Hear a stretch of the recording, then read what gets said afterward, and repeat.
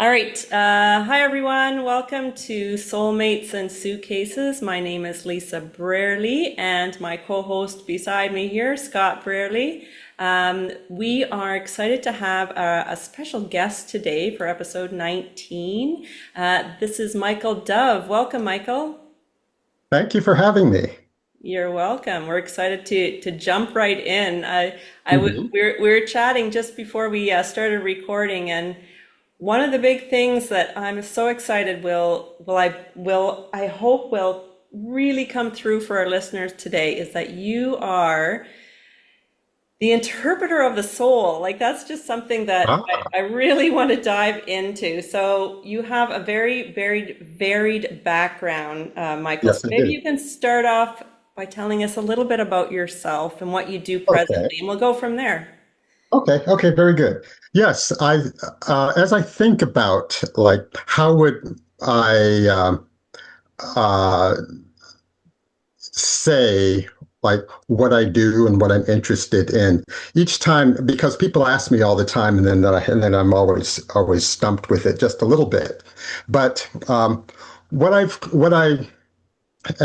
want to say is that the key for like what I do and the kinds of things that I offer, but the things that has been like the core and the essence of like my spiritual path has been the concept of pilgrimage.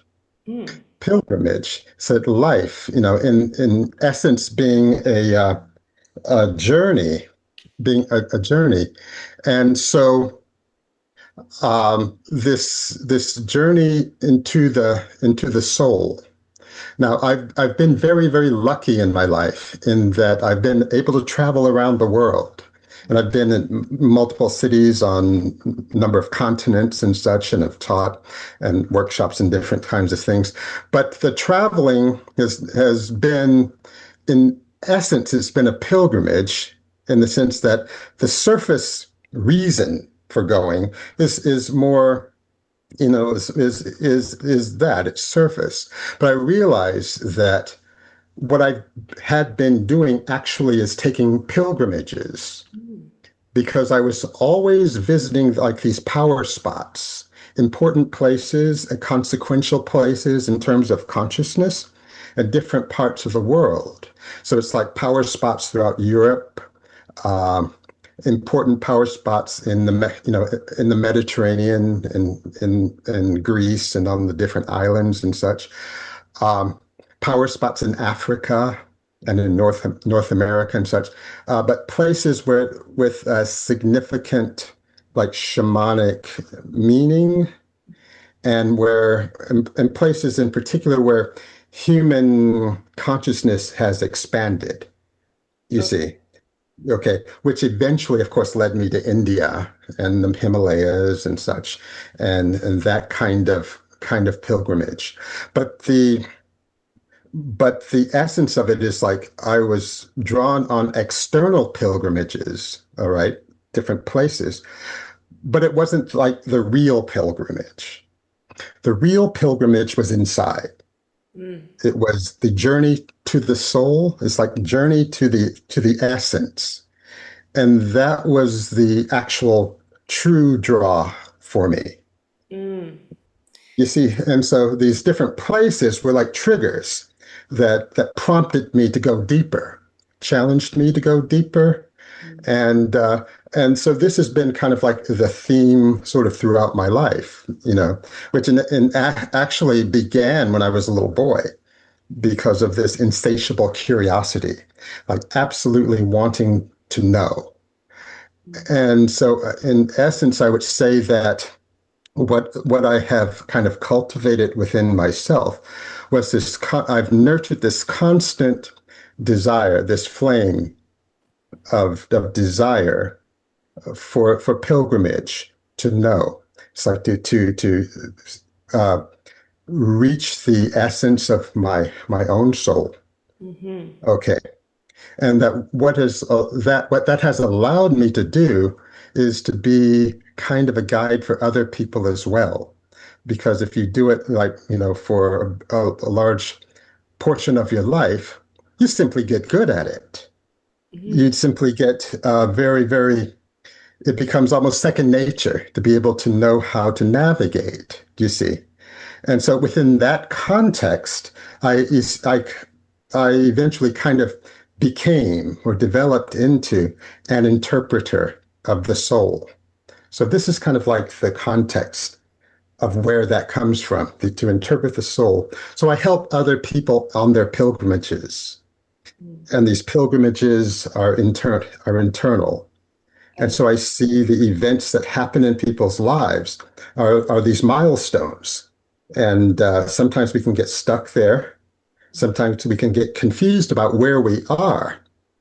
And so there's a certain art and a skill in terms of how to navigate and to go further, to figure out what that plateau was about, that way station was about, and then how to take the next step. What has your soul and what the universe has for you in Mm. terms of the next step. So that's basically kind of what I do to kind of help people. Yeah, that was an excellent What explanation. what kind of led you, like what was the beginning of this? Like way back when you decided that this was the path you were going to take. What did Well, your it's life look like? Yeah, yeah, yeah. Well, it's interesting because it's like it's such a broad thing that when you're growing and you're developing, you don't necessarily know at first like the magnitude of the journey. Do you see what I'm saying? And so Oh, it's that you figure out over time. Now, I can look back and see how I was as a little boy, all right? And I could see the seeds. I could see the seeds of it. Again, as I mentioned before, there's a certain insatiable curiosity, like mhm, simply wanting to know, and to be drawn. Um, and so again, I was very lucky because I had, parents that were very creative and very intuitive, and so I was basically allowed to have a thought life and be creative. So that that wasn't stifled in me, and so I was simply allowed to kind of follow my path, and whether it's fate or karma or whatever, but I was lucky to be able to do so, mhm. and so I had a lot of parental like blessing early on Yeah, to to they gave you that space to more or less precisely. be yourself, right? To be have that Yeah, yeah, space. exactly. And it was a wonderful gift. It was, one of the most priceless things that I got from my parents. Oh, yes.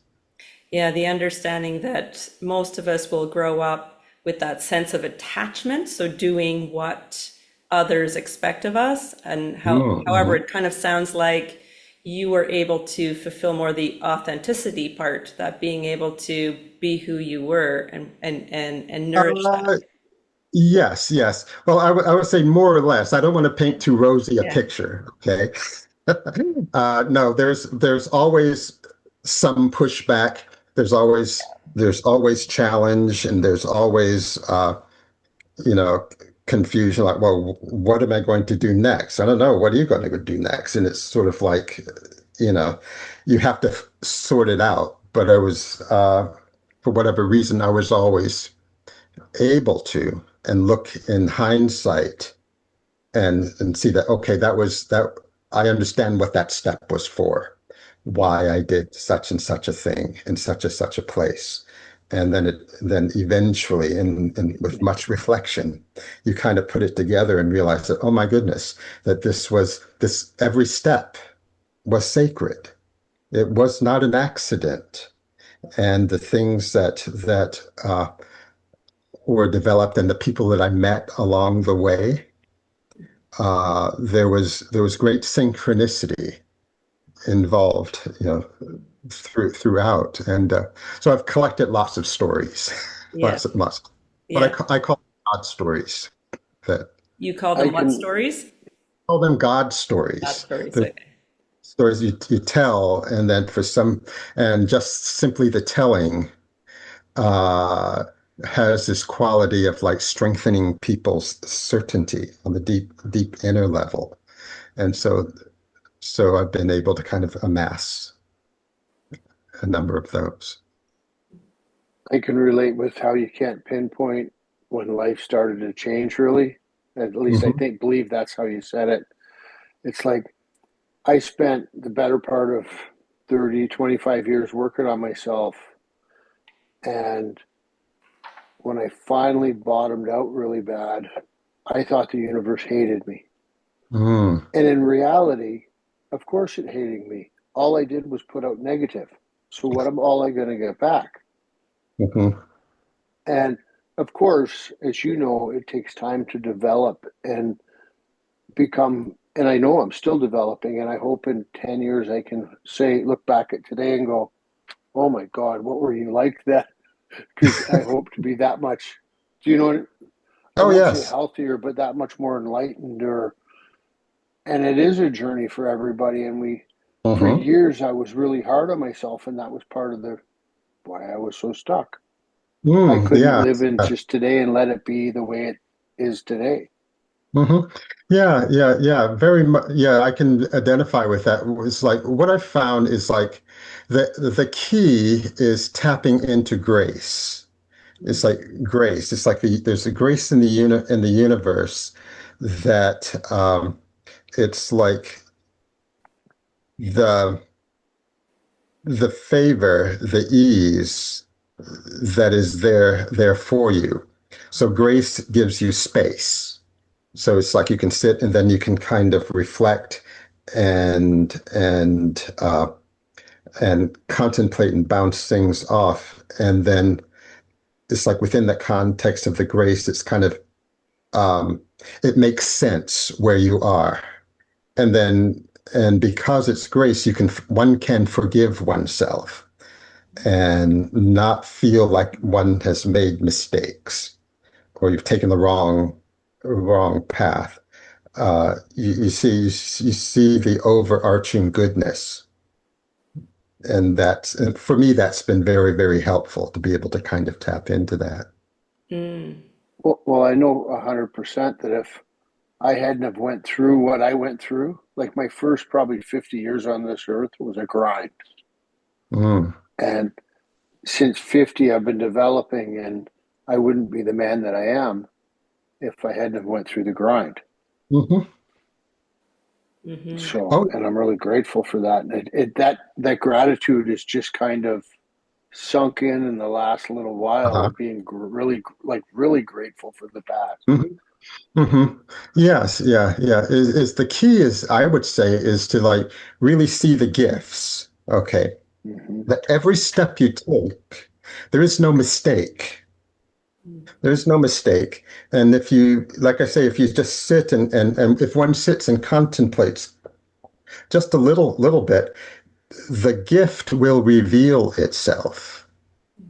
You see, the rightness of why you stepped there, why you had such and such an experience will show itself. Mm-hmm. And it's always there.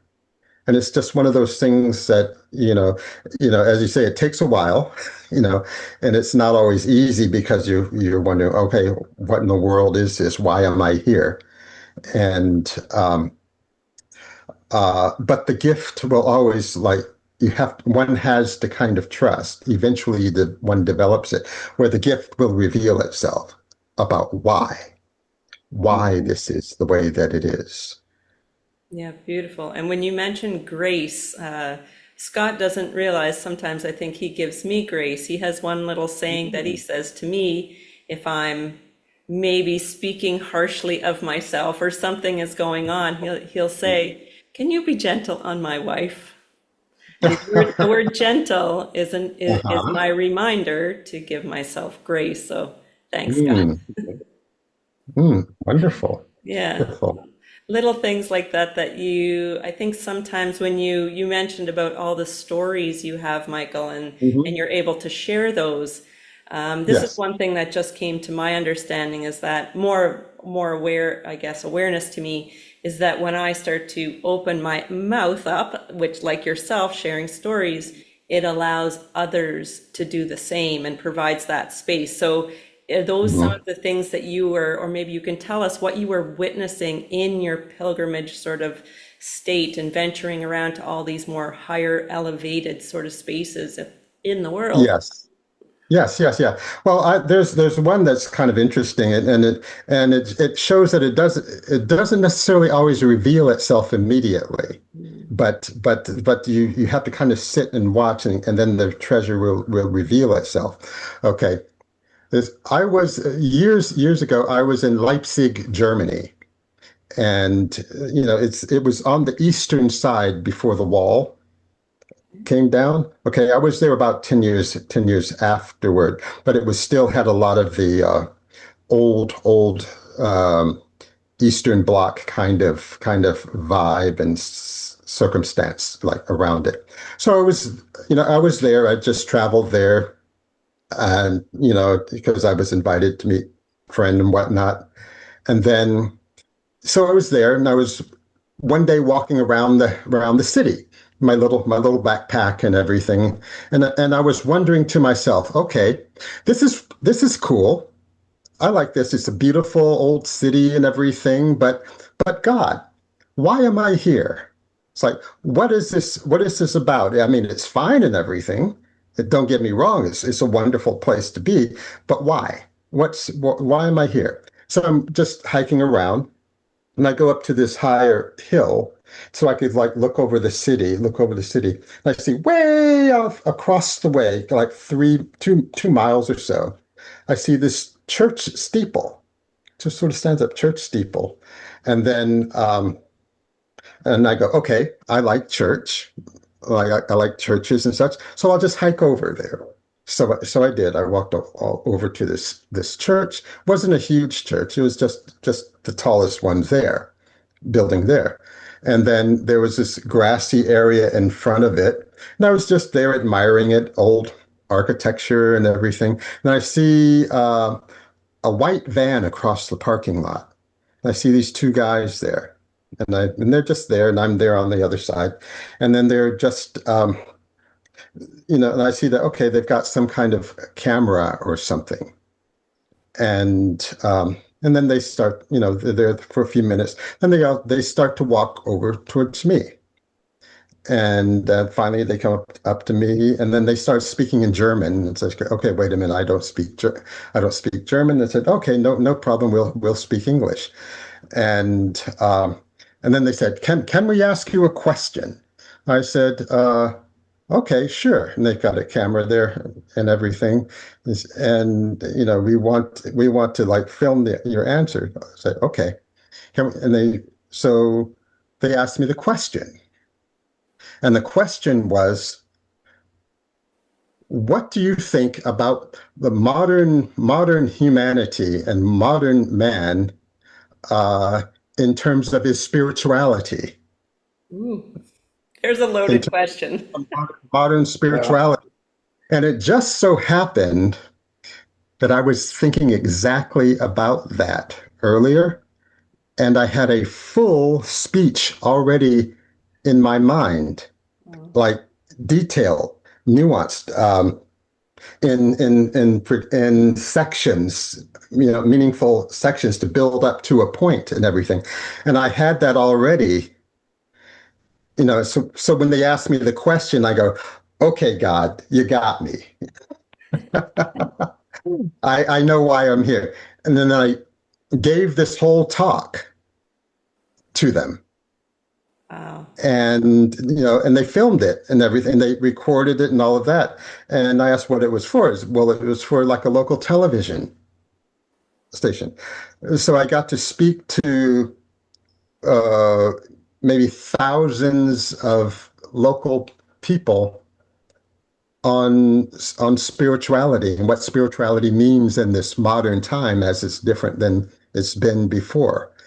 And and and and it was a very, very comprehensive talk.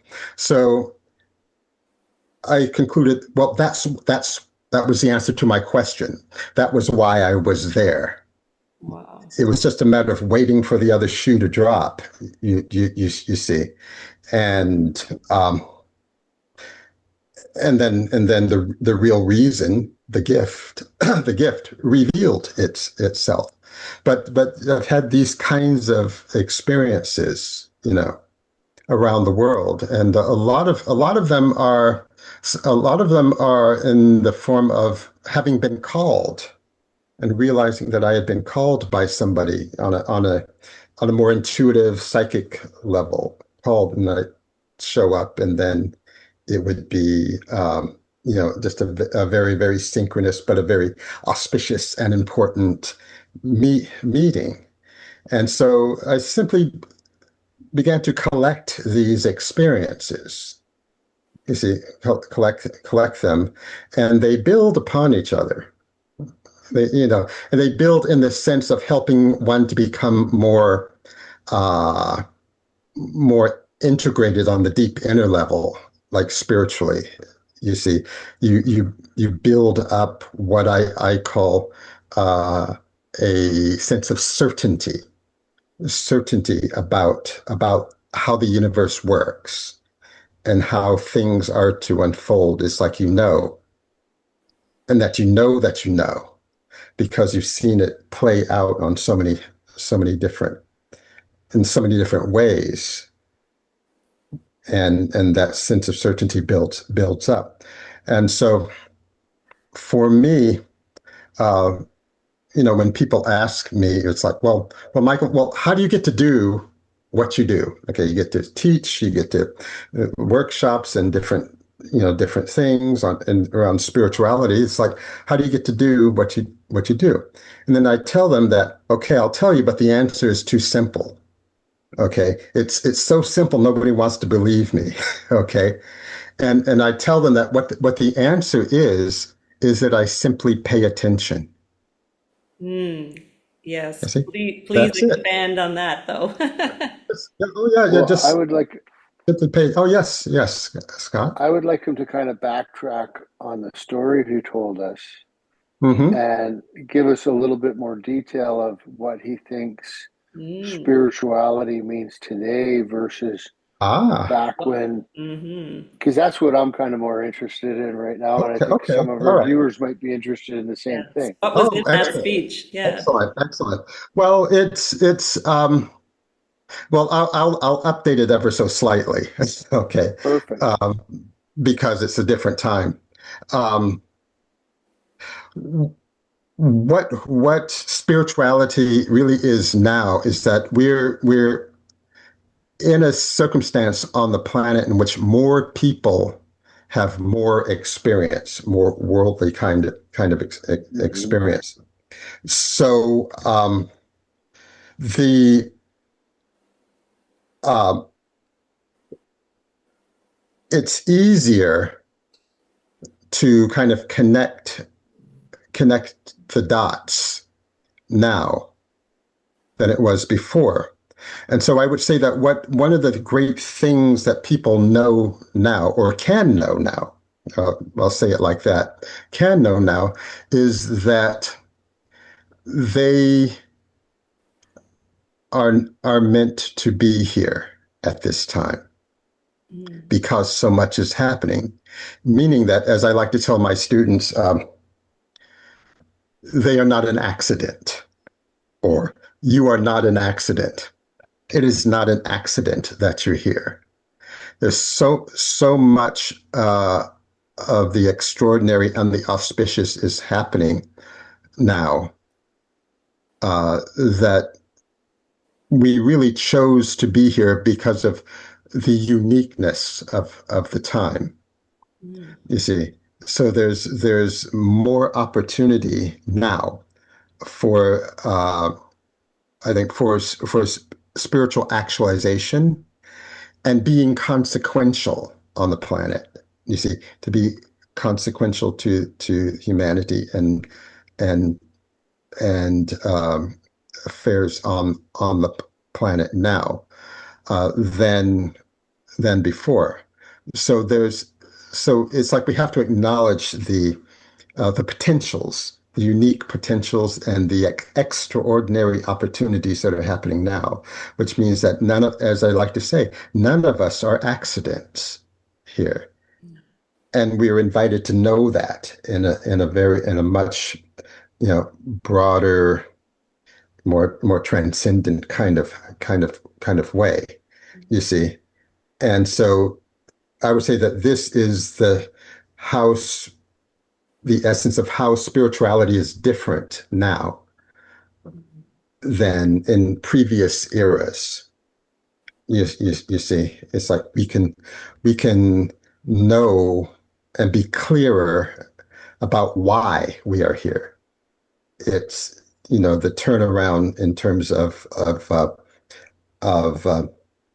events and cause and effect, and our a capacity to you know see how things play out is exponentially more. Whereas, it might have taken 10, 20, 30, 50 years to make connections. We can do that in a much more compressed time period. And I say that that's kind of the essence of the difference. And that's the essence of what I said before, but it's even more so now. Mm. And with that sort of the, technology, the social media, the all that sort of Mhm. stuff, but even being able to take a plane to go from one side of the country or world to the other side, Mhm. how does that all play on? Just a brief pause in the show. If you'd like to dive deeper into our work, you can explore our books and resources on our website at forwardwalkingchoices.com.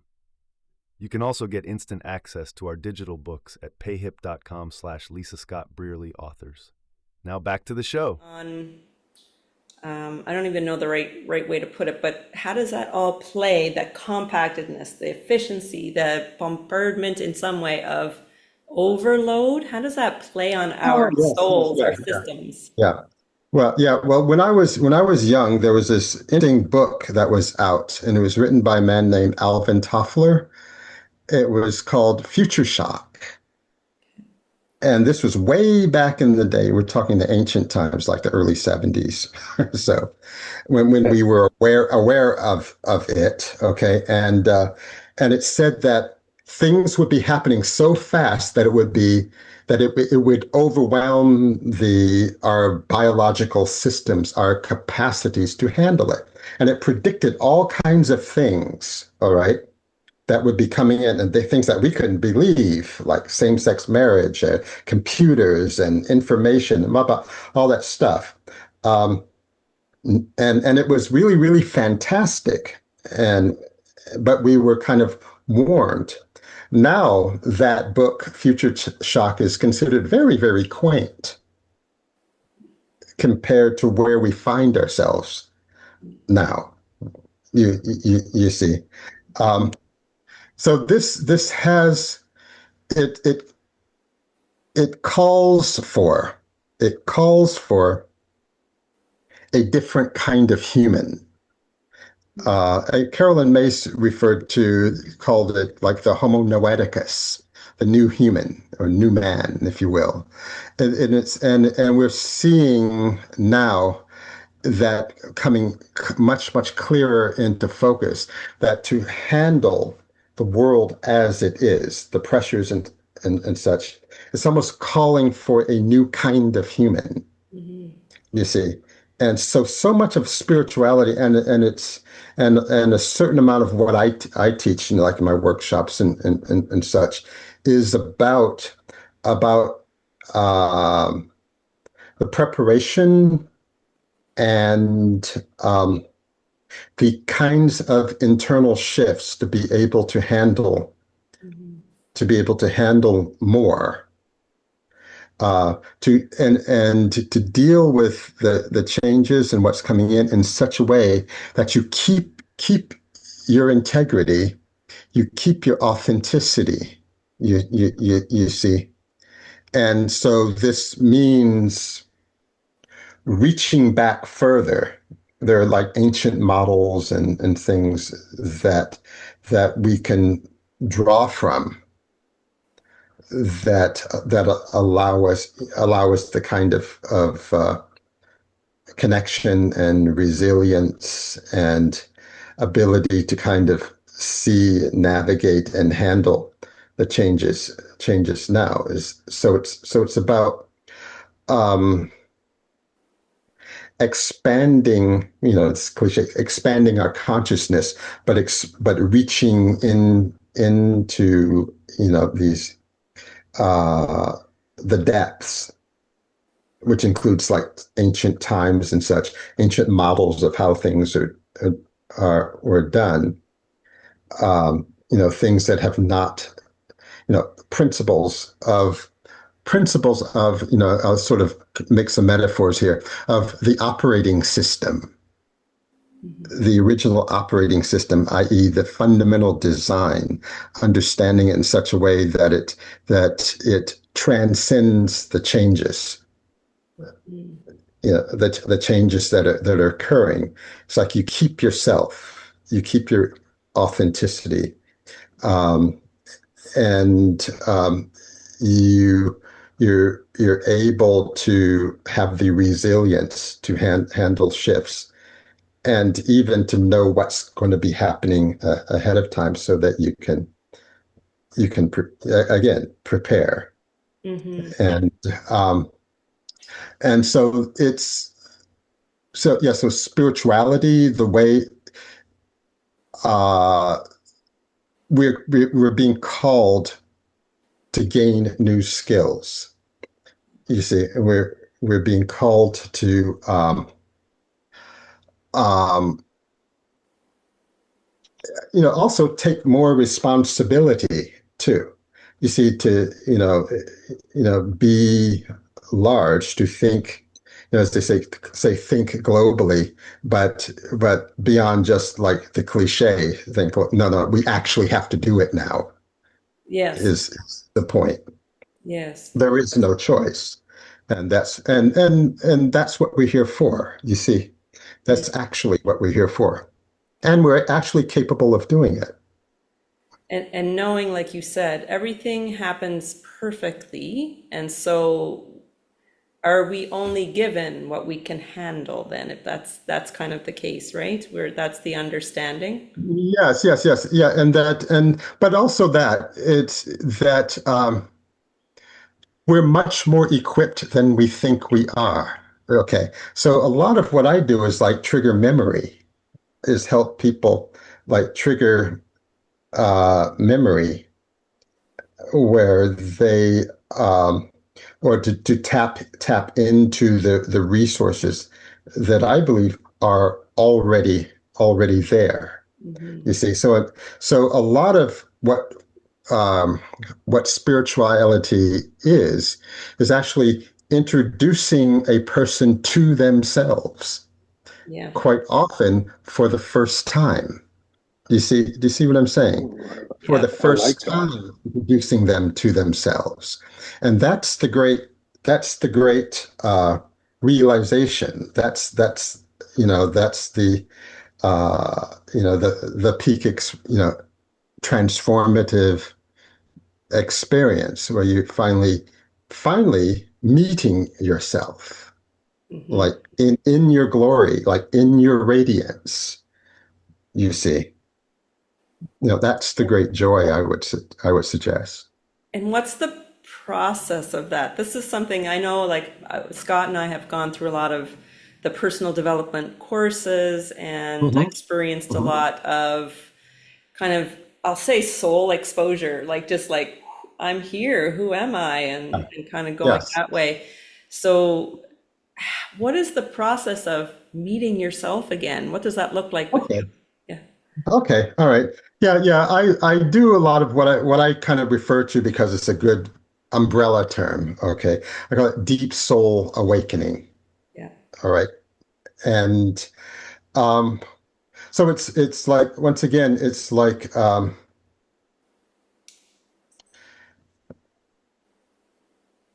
inducing the memories of, memories where you see yourself in a greater context, or how you actually are.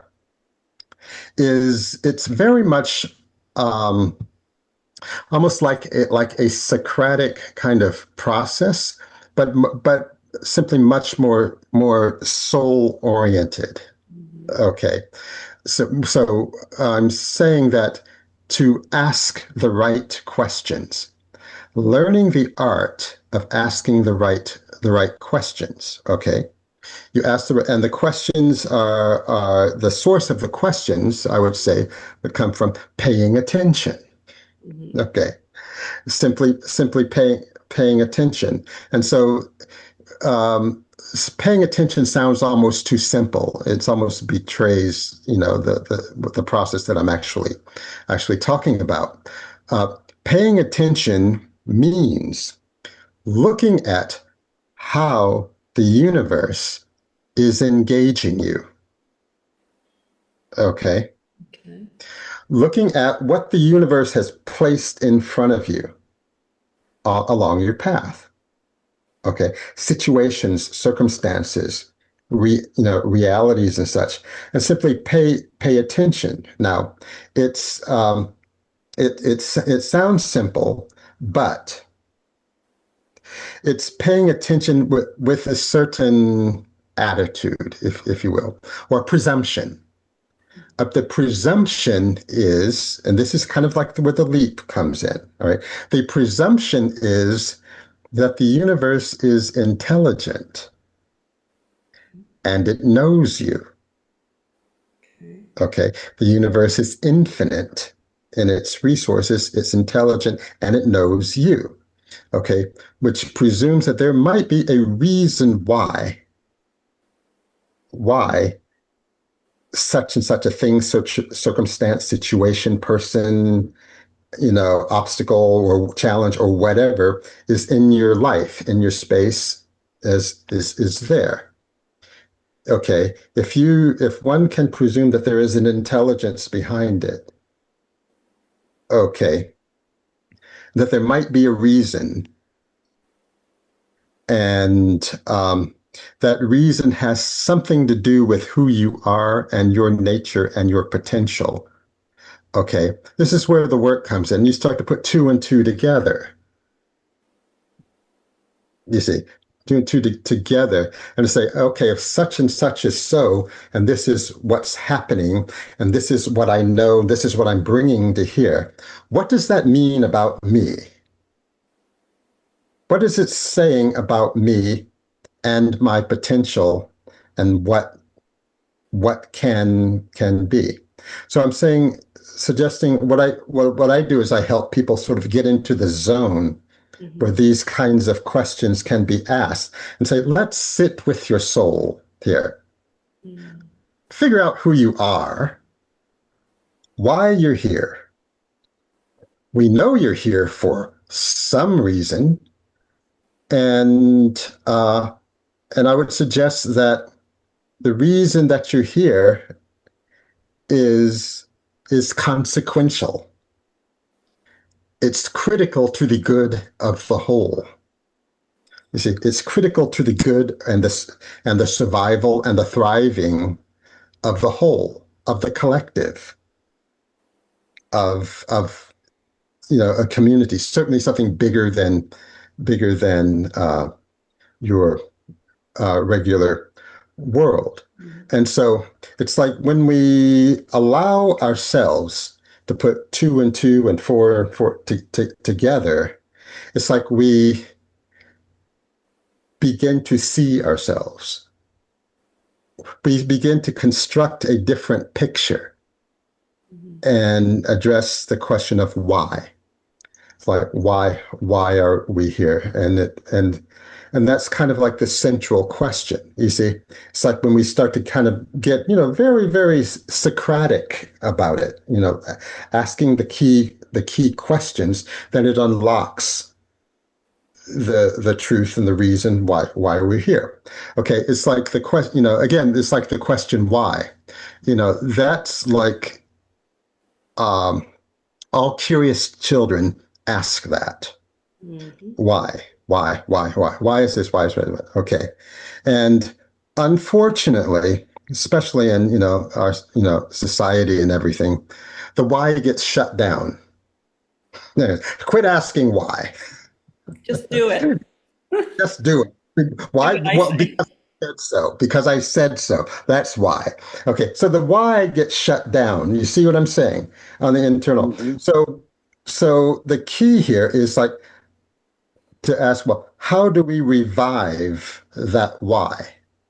How do we bring the freshness, the innocence, the full magnitude of that curiosity? It's like, how do we bring it back? Then how do we, through that why, the power of that why, find ourselves again? You see, find out who we are in our fullness, in the full magnitude of what we can be, and ask like the key questions once again. Well, okay, why are we here now? Why are we here in 2026, 2027, dealing in the world now? We start to it eventually gets into those kinds of questions too. You see. And I'm suggesting that, the answers can be quite magnificent when we finally, find them, when we finally allow them. When you speak, Michael, So, about oh, about the key, so kind of unlocking that understanding more of self. For me, I'm a kind of a visual person, so for me, the feeling has always been, and the kind of visual I have is I was born perfect, as we all are born Hmm. perfect, but Hmm. we are often layered with other people's expectations, and so when we grow up, we go, "Who the heck am I?" And so Hmm. for me, it's the feeling of literally peeling back those layers, kind of to Hmm. really, for me, it's the understanding of finding that sort of inner child, going back to that in like that beginning space of finding that perfection.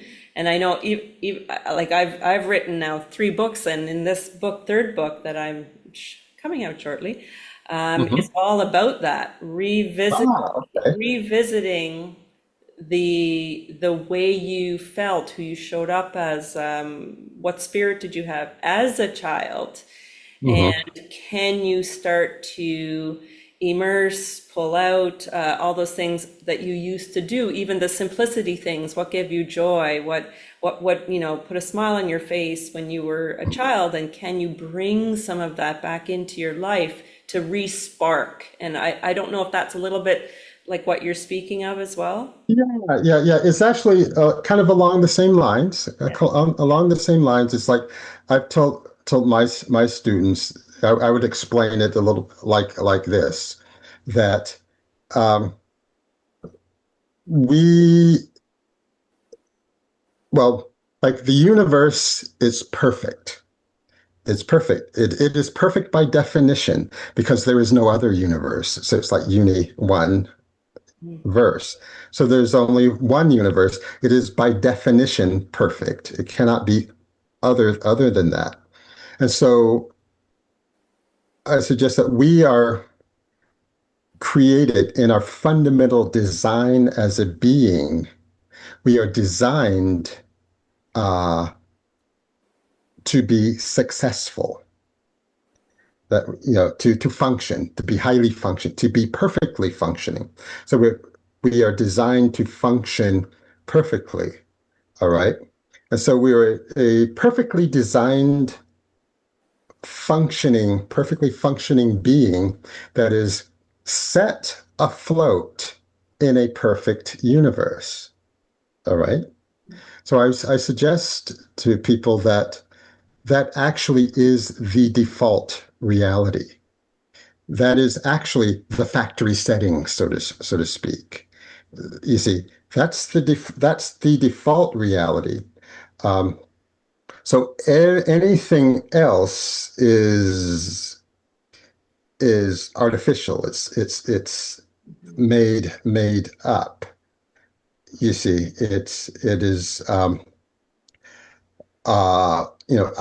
of our ignorance or lack of perspective. And so we create challenge, or we create obstacles, or we create distress, or circumstances that create that.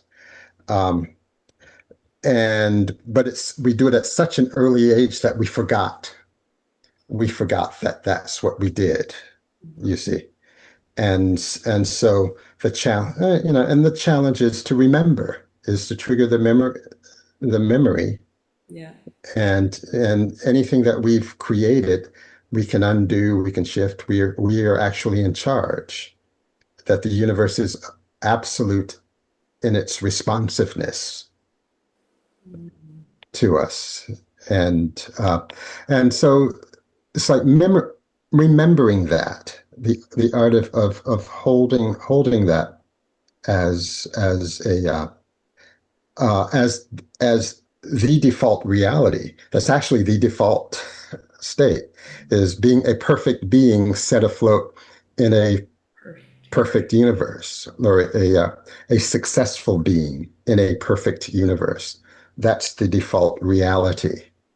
And um, um, and I would suggest we're rushing very quickly to remember, you see, to recapture and remember that truth, I would suggest. Mm. Well, I got another question. It kind of Mm-hmm. ties in with the beginning and talking about the universe. Like I've heard you mention God, and Mm-hmm. then you talk about the infinite universe. So, do you believe that God is the universe, or do you believe they're separate or combined or something? Yeah. The God is kind of a complicated question. I see God, I use God as a kind of a shorthand. Okay. It's shorthand for the universe. It has these qualities that are aligned with the essence of the universe. So, okay, so it's like the source of love. It is love, the source of love, source of compassion, generosity, grace. You see, um, and so I I think of it. I use God again as a very, very uh, convenient, culturally aligned shorthand. Um, I tend not to get uh, too deep into, the, you know, theological and ontological questions about it. But yeah, it's, and as, in the scriptures, I see, you know, God as an allegory for these qualities that we have that are innately human too, is allegories for inducing the spark of the divine from within. Um, it's like I lived in India, getting close to 6 years now, and so I've been very steeped in, I live in Varanasi, which is like the holiest city in India. And so it's like everywhere you go, it's like God, God, God, multiple gods. Everything is holy. It's like the trees are holy, the rocks, the river, the river is holy. The cows are holy. The people are holy. So there's an expansive, encompassing familiarity and intimacy with the whole principle idea of God. You see, so it's something that um, um, it's just an all encompassing. But I've been very lucky to live in places and experience multiple cultures in which there is this extraordinary intimacy with the supreme, with the universe. It's like, tribes in Africa that I've hung out with, where they are so connected to the earth, to the earth and nature that they just are just operating in a, there's a connectivity, there's a unity and a connectivity just in regular life, you see. So anyway, if that answers the question at all. Yeah, I think so.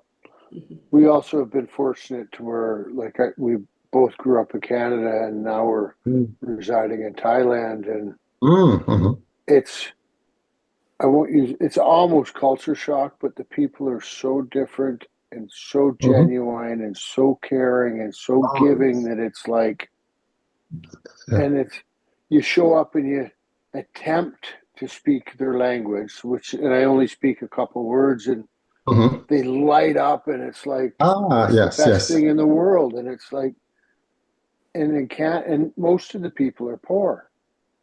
Yeah, Where yeah. in Canada, it's like the poor are grumpy, the rich are grumpy, the middle class are grumpy, and it's just it's really, and not everybody. I'm using Not throwing that everybody. out as a, yeah, not everybody, but it's like it's so fulfilling. And we just had friends come, and I mean, I'm not in Thailand today, but and we found this temple. Hmm. It was kind of out in the country, and it was the most beautiful place I have ever been in my life. And there Mm-hmm. was, I'm not sure the word they used for him because it was a female, and I won't say monk because I don't believe that's what the term is. And there was no communication because we couldn't speak Thai and she Hmm. was unable to speak English. But she took us through the whole process and was able to get it, Mm. like teach us, and it was really cool. Yeah, yeah. That's such a treasure of an experience. You know, it's that those are the things that I can't help but think that you're like meant to have those, Well, and you show up right on time. Places, and then Thailand is wonderful. I've enjoyed Thailand too, and it's such a powerful, uh, just a powerful place, and the people are just so beautiful. So it's like this land of smiles, yep, as they call it. Yeah, yeah, and yeah, and that's really the thing. Um, to realize that wherever one shows up, again, this has been my experience, wherever one shows up, there is something for you. You see, you just have to kind of simply pay attention, and um, and and it corresponds with the inner state, the deep inner levels too. So it's like, as I said, the pilgrimage, you go out, you travel outward, but you are actually taking a pilgrimage inward. It's like the Atma Yatra, as we would say in Hindi. It's like soul journey inward, and it's very important. It's one of the things that, as I say, I like to really kind of like help people take those steps and understand that they're doing it right. They're doing it correctly. They may or may not understand it, or it may even frighten them a little bit, but it's to be assured that you're stepping correctly. You're stepping in accordance with your design and with destiny, and you're working out everything that you need to. And that's so important. but can you step wrong? Because if Final pause. If you've got a message on your heart and want to be our guest, don't be shy. We'd love to hear from you. Visit forwardwalkingchoices.com, scroll to the Soulmates and Suitcases podcast section, and click Apply here.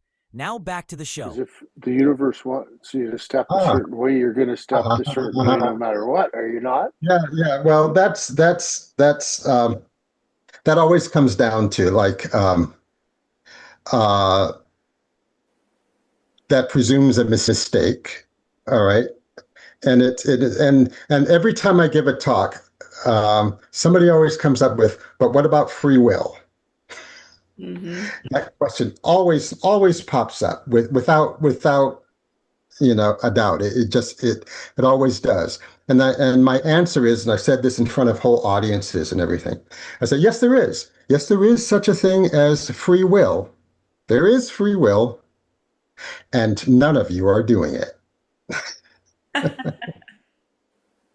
Okay. And then I go on to explain that yes, there is such a thing as free will, and everything that we do is pre-programmed, is pre-planned, is algorithmically set in motion. So there's no accident really. So everything that we do is destined in a sense. But the only thing that you can possibly do that is an expression of or an engagement in free will is act on the choice to wake up. Ooh, that's the statement right there. That is. Yeah, that is the only expression of free will, is the act of waking up. That you do. That is a pure expression of the divinity moving. That is free will. Wow. And That's big. I almost am speechless now at this point.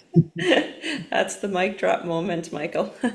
I had one when he described spirituality, and it's, how did you describe it? It's within us, or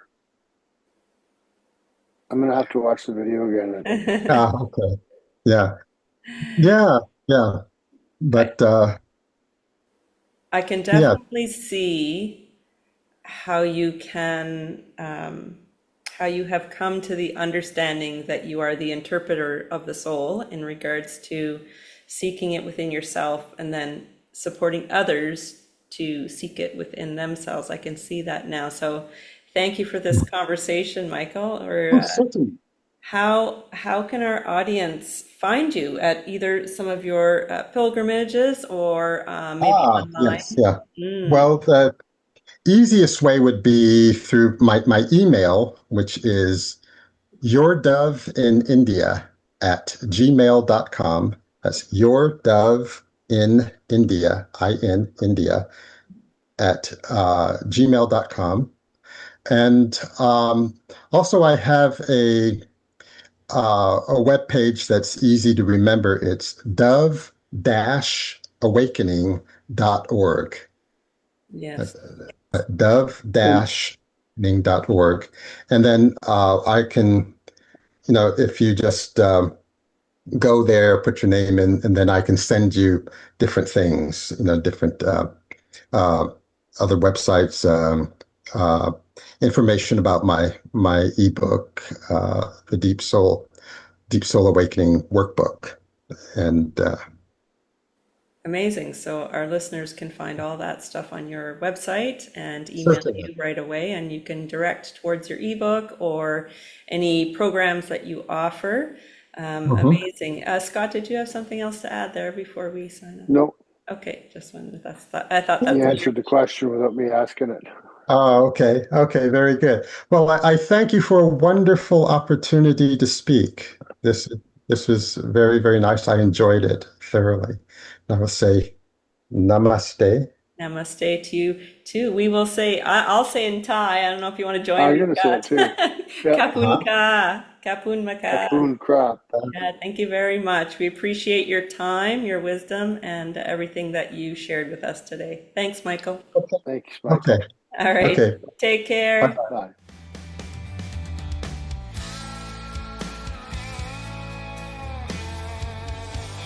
Want to get our books fast and at the best price? Get your electronic copy at https:// payhip.com/Lisa Scott Brearley authors. Again, that's https://payhip.com/Lisa Scott Brearley authors.